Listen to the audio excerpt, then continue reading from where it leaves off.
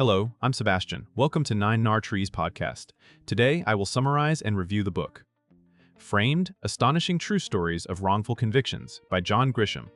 Spotlights real cases in which innocent people were convicted and later cleared, often after years or decades behind bars. Known for turning legal systems into page-turning drama, Grisham brings that same clarity to non-fiction by focusing on how ordinary lives can be derailed by investigative mistakes, unreliable evidence, and courtroom pressures.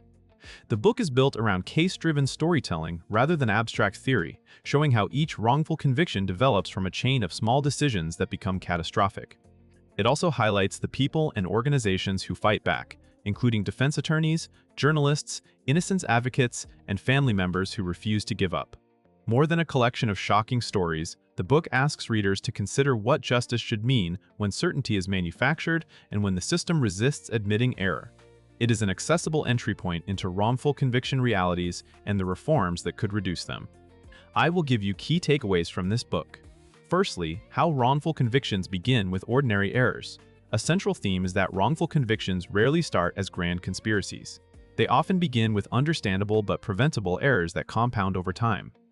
The book shows how early investigative assumptions can narrow the field of suspects too quickly, leading police and prosecutors to interpret later facts through a single lens.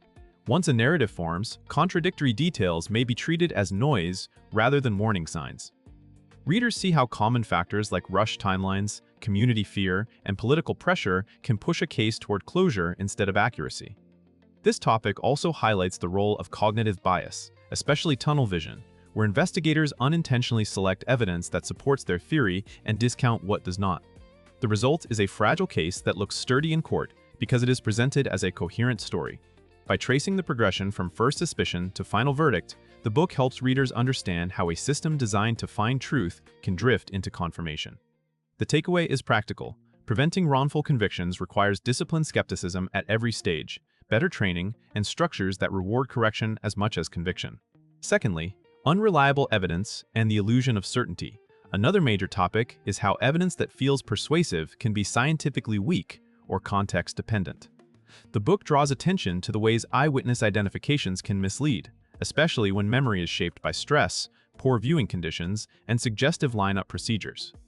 It also explores the hazards of forensic methods that are presented with more confidence than their validation supports, creating an illusion of precision for jurors.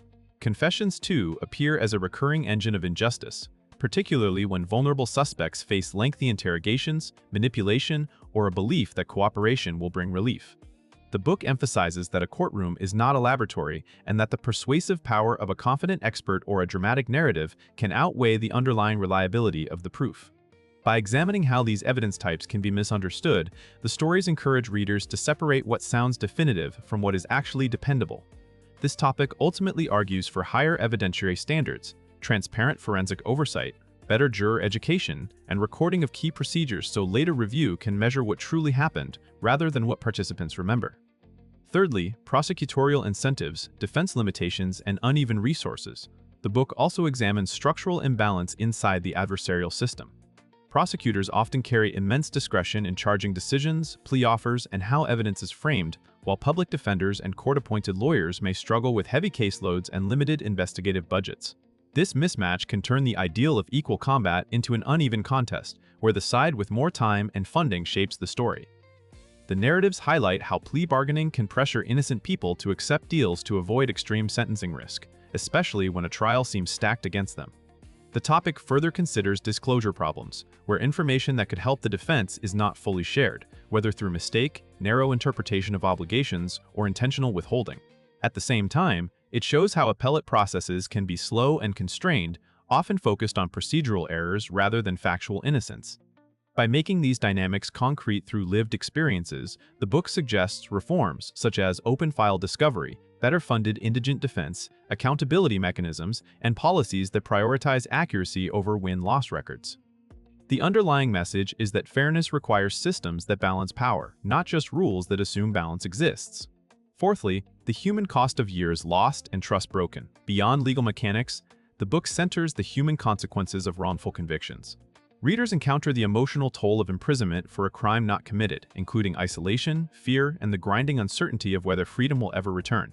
Families are also deeply affected, relationships strain under distance and stigma, caregivers lose income, and children grow up with a parent absent or labeled guilty.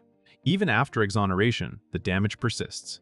Re-entry can be difficult when a person returns with limited work history, trauma, and a society that may still harbor suspicion.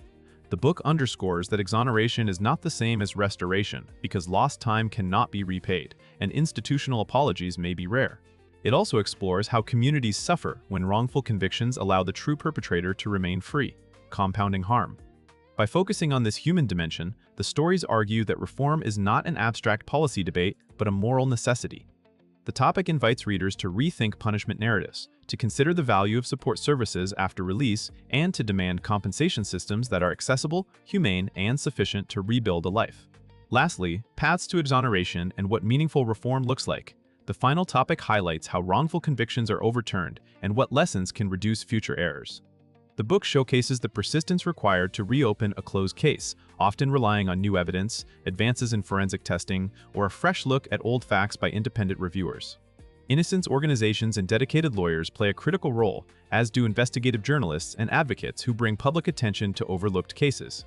The stories demonstrate that exoneration usually takes years of procedural navigation, petitions, hearings, reluctant witnesses, and resistance from institutions that fear admitting mistakes. From these hard-won reversals, the book points toward reforms with practical impact. These include recording interrogations, improving lineup protocols, strengthening forensic standards, ensuring timely evidence preservation, and creating conviction integrity units that have real independence. It also raises the importance of transparency and data collection, so jurisdictions can identify patterns rather than treating each miscarriage as an anomaly. By tying personal narratives to systemic fixes, the book offers a roadmap for readers who want more than outrage. It suggests that accountability, training, and a culture that values correction are essential if justice is to mean truth rather than finality. In conclusion, this book is best for readers who want true crime with real-world stakes, as well as anyone interested in law, public policy, criminal justice reform, or the ethics of punishment. It also fits book clubs because each case invites discussion about evidence, bias, and what fairness should require. The benefit is not only awareness, but practical clarity. Readers come away understanding how common procedures like lineups, interrogations, and plea negotiations can produce false certainty and why safeguards matter. That perspective can sharpen civic judgment, whether you are serving on a jury, voting on local prosecutors, or evaluating reform proposals. Compared with many similar books that focus mainly on one case or lean heavily on technical legal detail, Framed offers an accessible, story-driven approach that still points towards systemic causes and solutions. Grisham's experience portraying courtroom dynamics helps make the process legible to non-lawyers without reducing its complexity.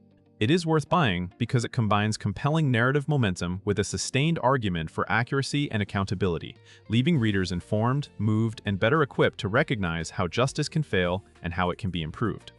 If you would like to support John Grisham, you can buy the book through the Amazon link I've provided in the podcast description. After reading the book, please let me know what you think and share your thoughts. See you around.